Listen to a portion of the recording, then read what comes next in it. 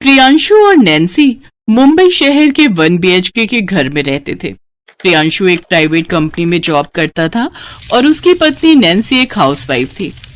उसकी माँ शीला देवी गांव में अकेली रहती थी। एक रोज प्रियांशु फोन पर अपनी माँ से बात करते हुए, माँ तुम कब तक वहां अकेली रहोगी? यहाँ शहर आ जाओ। यहाँ हमारे साथ रहोगी तो तुम्हें भी अच्छा लगेगा और नैन्सी को भी साथ मिल जाएगा। मेरे ऑफिस जाने के बाद वो बेचारी सारा दिन घर पर अकेली रहती है। अच्छा ठीक है, तू कहता है बेटा तो मैं वहां आ जाती हूँ। तू मेरी ट्रेन की टिकट करवा दे। ठीक है माँ, मैं आज ही आपकी टिकट बुक करवा देता हूँ। शीला मुंबई आ जाती है। उसकी मॉडर्न बहू नैन्सी जीन्स टॉप पहने और शॉर्ट हेयर के साथ पानी लेकर अपनी सास के पास आती है और उनके पैर छूती है। जीती रहो बेटा। अरे प्रियांशु बेटा, ये तेरा दोस्त है क्या? और मेरी बहू कहाँ है? माँ क्या तुम भी? यही तो मेरी पत्नी और तुम्हारी बहू नैन्सी है। हे राम बहू, तुम्हारे बाल कहाँ गए? इतने छोटे बाल, नाई की कैंची रुकना भूल गई थी क्या? ओहो, स्टॉप इट माँ जी। हैं, क्या मतलब? मेरा मतलब है रुक जाइए। हाँ तो रुकने ही तो आई हूँ यहाँ। अच्छा माँ, तुम थक गई होगी, बाथरूम में जाकर नहा लो, शरीर हल्का हो जाएगा।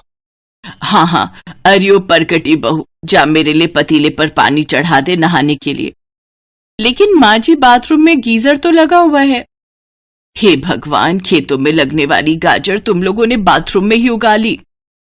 माँ गीजर मतलब गर्म पानी देने वाली मशीन। आओ मैं तुम्हें समझाता हूँ। प्रियांशु अपनी माँ को बाथरूम में ले जाता है और उसे गीजर के बारे में समझाता है। नहाने के बाद शीला खाना खाती है और हॉल में लगे बिस्तर पर सो जाती है। अगले दिन सुबह शीला जोर जोर से चिल्लाते हुए अपनी बहू को आवाज देती है, अरे बहू, ओ परकटी बहू। क्या हुआ माँ जी? अरे बहू, मुझे बहुत जोर की लगी है, जरा बता दो पेट हल्का करने के लिए कहाँ जाऊं?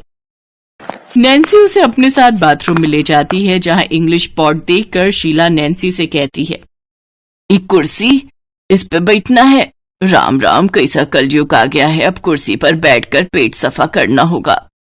माँ जी मैं आपको समझा देती हूँ इसे कैसे यूज करना है। नैन्सी अपनी सास को फ्लैश ऑन करने के बारे में बताती है। शीला पूरे 1 घंटे बाद फ्रेश होकर बाहर आती है। ओहो माँ, कितना टाइम लगा दिया, अब मुझे नहाने दो, मुझे ऑफिस के लिए लेट हो रहा है। शीला के बाहर निकलते ही प्रियांशु बाथरूम में नहाने चला जाता है, जिससे नैन्सी को फ्रेश होने का मौका ही नहीं मिलता। प्रियांशु के निकलने के बाद जैसे ही नैन्सी बाथरूम में जाने लगती है, तभी शीला अपना तौलिया लिए बाथरूम की ओर आ जाती है। अरे बहू, कहाँ जा रही है? चल हट आगे से, मुझे नहा धोकर पूजा पाठ करना है, मुझे देर हो रही है। लेकिन माँ जी मुझे फ्रेश होने जाना है। अरे पर्श वर्श तो बाद में कर लियो, पहले मुझे नहाने दे। शीला अपनी बहू को पीछे धकेलते हुए बाथरूम का दरवाजा बंद कर लेती है। बेचारी नैन्सी फिर से अपना पेट पकड़े वहीं खड़ी रहती है। शीला भजन करते हुए बड़े ही आराम से नहा धोकर फिर से 1 घंटे के बाद बाहर आती है। माँ जी, आप अंदर जाकर सो जाती हो क्या? मैं यहाँ कब से पेट पकड़कर खड़ी हुई हूँ। चुप कर परकटी, अब जल्दी जा, वरना देर की तो यही निकल जाएगी। फ्रेश होने के बाद नैन्सी घर के कामकाज निपटाकर जैसे ही नहाने के लिए बाथरूम की ओर जाती है, तो उसकी सास पहले से ही बाथरूम में बैठी हाथ से अपनी साड़ी धो रही थी। अपने कपड़े धोते हुए वो फिर से 1 घंटे बाद बाथरूम से बाहर आती है। उसके निकलने के बाद नैन्सी नहाने के लिए अंदर जाती है। उफ, जब से ये माँ जी आई है, मुझे तो बाथरूम में जाने के लिए भी चौल में लगे लोगों की तरह घंटों लाइन लगानी पड़ती है। इस समस्या से बचने के लिए अब नैन्सी ने सुबह अपनी सास से पहले उठने का फैसला किया। अब वो हर सुबह सबसे पहले उठकर फ्रेश हो जाती।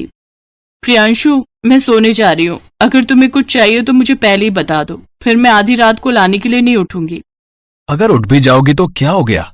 आधी रात को उठने से मेरी नींद खराब हो जाती है और फिर सुबह में फ्रेश होने के लिए बाथरूम जाने के लिए जल्दी नहीं उठ पाऊंगी। तुम तो जानते हो माँ जी, जब देखो किसी न किसी काम के लिए बाथरूम में घुसी जाती हैं और फिर पूरे 1 घंटे बाद ही बाहर आती हैं। हाँ तो क्या हो गया नैन्सी? अब मुंबई जैसे शहर में 1 कमरे के फ्लैट में एक ही बाथरूम मिलता है, तुम एडजस्ट करना सीखो। एडजस्ट ही तो कर रही हूँ। शीला के आने से घर में एक ही बाथरूम होने से अब उन सभी को काफी परेशानी होने लगी थी। ऐसे ही कुछ दिन बीतते हैं।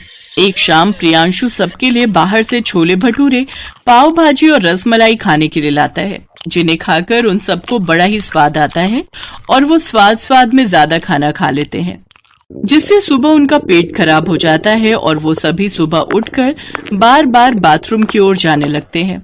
उधर नैन्सी जल्दी उठकर जैसे ही बाथरूम की ओर आती है, बहू तू रुक जा, पहले मुझे जाने दे, मुझे बहुत जोर की लगी है। माँ जी आप मुझसे बड़ी हैं, इसका मतलब ये नहीं कि हमेशा अपनी मनमानी ही करती रहेंगी, आज मैं नहीं रुक सकती। नैन्सी भागकर बाथरूम के अंदर चली जाती है। शीला पेट पकड़कर बाहर ही खड़ी रहती है। कुछ देर बाद प्रियांशु भी पेट पकड़कर बाथरूम की ओर आता है। अरे यार, ये कौन घुसा हुआ है बाथरूम में? मेरी आज मीटिंग है, लगता है वो कैंसिल करनी पड़ेगी। अरे मोरी मैया, वो मुआ ना जाने कैसा खाना था जिसने सबका पेट गड़बड़ा दिया। सबका पेट खराब होने की वजह से वो सब बार बार बाथरूम ही जाते रहते हैं। पता नहीं ये माँ जी कब निकलेंगी, मैं तो चली पड़ोस वाली सुमन भाभी के घर फ्रेश होने। लेकिन बेचारा प्रियांशु वहीं पेट पकड़कर खड़ा था। शीला के निकलते ही वो अंदर गया, लेकिन इन सब से उनको बाथरूम की अहमियत समझ आ जाती है और प्रियांशु भी जान जाता है कि घर में एक बाथरूम होने से कितनी प्रॉब्लम आती है। इसलिए वो अब उस 1 BHK के फ्लैट को बेचकर 2 BHK फ्लैट ले लेते हैं, जिससे अब घर में 2 बाथरूम होने से उन्हें कोई प्रॉब्लम नहीं होती।